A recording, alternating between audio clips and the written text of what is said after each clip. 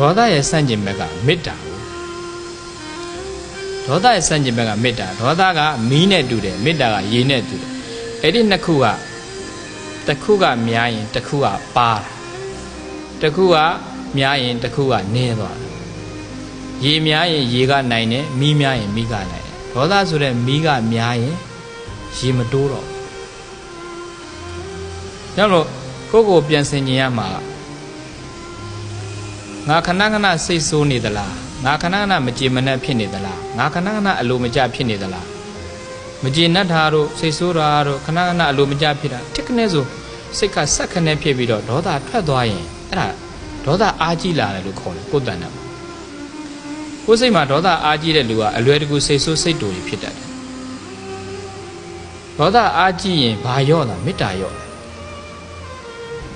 ယ်မေတ္တာရော့လို့ဒေါသကကြီးလာတာ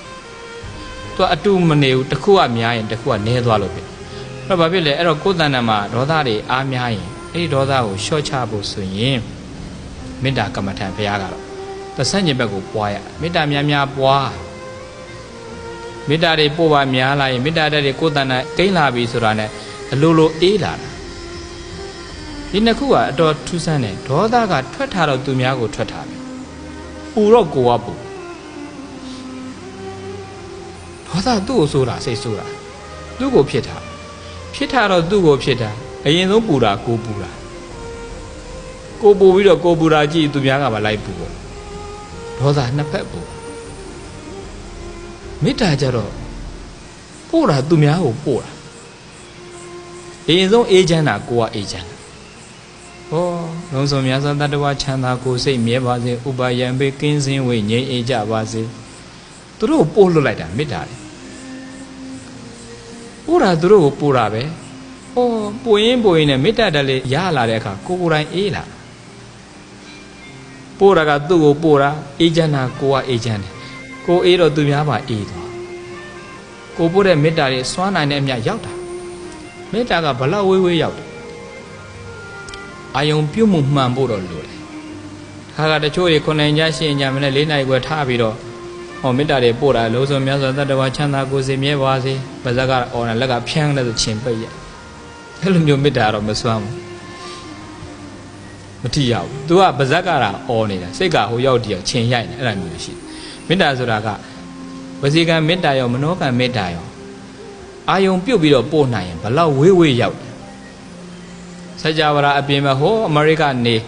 ဒီကနေအမေရိကကိုလှမ်းပို့ရင်အာယုံနာပြုတ်နိုင်အဲ့ဒီလူရတယ်အမေရိကမှာသားသမီးရှိတယ်ဒီကရန်ကုန်ကမိဘတွေကလှမ်းပို့တယ်ဟိုကသားသမီးကအလိုလိုသိတယ်တယ်လီပသီနီ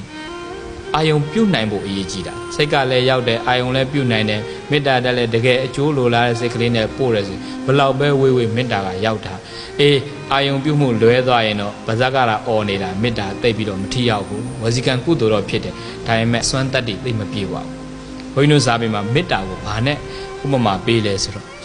ပင်လေလက်ကြီးတွေနဲ့ဥပမာပေးတယ်ပင်လေထဲမှာလက်နေတဲ့လက်တွေကဥဥရင်တောင်မြင်မှာလာဥတာတောင်မြင်မှာလာဥပြီးတော့သူ့ဥတွေကိုအဲ့ဒါတောင်တဲတောင်မြင်နဲ့ဖုံးထားပြီးတော့သူဖုံးထားခဲ့တဲ့နေရာလေးကိုမှတ်ပြီးတော့သူကပင်လေထဲကိုဆင်းသွားတာကြက်တွေလိုလာပြီးမဝစ်တော့ဘူးအဲ့ဒါပင်လေထဲကနေပြီးတော့မြုပ်ထားခဲ့တဲ့ဖုံးထားခဲ့တဲ့နေရာလေးကိုအာယုံပြီးတော့လိမ္မာကြီးကမေတ္တာပို့ပေးတာမေတ္တာနဲ့ဖောက်တာနောက်တော့အချိန်နဲ့တော့အဲ့လက်သားလေးပေါက်ပြီးပင်လေထဲဆင်းသွားအမေနဲ့ပြန်တယ်အဲ့ဒါတစုံတယောက်ကမြန်အဲ့မြုပ်ထားတဲ့တောင်မြတ်လက်ဥတွေတူပြီးတခြားနေရာသွားမြုပ်ကြည့်အဲ့ဒီဥမပေါက်တော့ဘူးနေရာလွဲသွားတာနဲ့မပေါက်တော့ဟိုကဒီနေရာကိုလှမ်းပြူတာတနေရာလွဲသွားတော့အဲ့လက်ဥတွေမပေါက်တော့ဘူးမေတ္တာလည်းအဲ့လိုပဲတဲ့အာယုံပြုတ်မှုမှန်ရင်အကျိုးတရားမှုပို့ပြီးတော့ဆွမ်းအားရှိတယ်အာယုံလွဲသွားတာနဲ့မေတ္တာအစွမ်းမထက်ဘူးဆိုတော့မေတ္တာကပို့တာကသူ့ကိုပို့တာ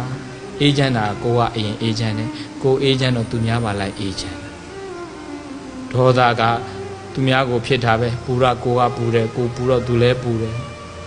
ဒေါသကနှစ်ဖက်ပူတယ်မေတ္တာကနှစ်ဖက်အေးတယ်ဆိုတော့